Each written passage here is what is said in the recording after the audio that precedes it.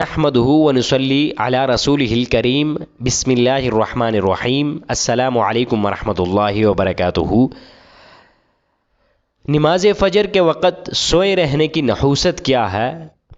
حضرت سیدنا ابو ہریرہ رضی اللہ تعالی عنہ سے روایت کے امام الانبیاء خاتم النبیین اللہ کے رسول صلی اللہ علیہ وسلم نے فرمایا، حدیث کا مفہوم یعنی جب تم میں سے کوئی سوئے تو شیطان اس کی گدی کا مطلب گردن کے پچھلے حصے پر 3 گرے لگا دیتا ہے۔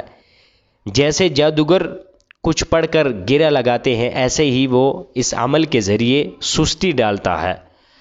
ہر ایک گرہ پر دل میں یہ بات ڈالتا ہے کہ سوئے رہو، ابھی تو بہت لمبی رات ہے۔ چنانچہ اگر بندہ اٹھ کر اللہ تبارک و تعالی کا ذکر کرے تو شیطان کی لگائی ہوئی سستی کی گروں میں سے ایک گرہ کھل جاتی ہے۔ پھر اگر وضو کرتا ہے تو دوسری گرہ کھل جاتی ہے۔ پھر اگر نماز پڑھتا ہے تو تیسری گرہ بھی کھل جاتی ہے، اور شیطان کا اثر ٹوٹنے کے ساتھ ساتھ ایسی برکت نصیب ہوتی ہے، انسان چست اور پاکیزہ نفس ہو کر صبح کرتا ہے۔ اگر ایسا نہ کرے تو صبح کو یہ حالت ہوتی ہے کہ پریشان اور سست ہوتا ہے۔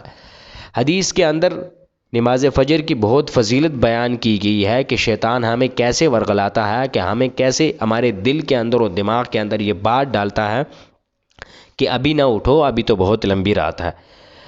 انسان جب نماز فجر کے وقت اٹھا ہے تو نماز فجر کا جو وقت ہوتا ہے یہ بہت برکت والا ہوتا ہے، اس کے اندر رزق تقسیم کیا جاتا ہے، اور نماز فجر اور نماز عشاء کی بہت فضیلت احادیث کے اندر بیان ہوئی ہے۔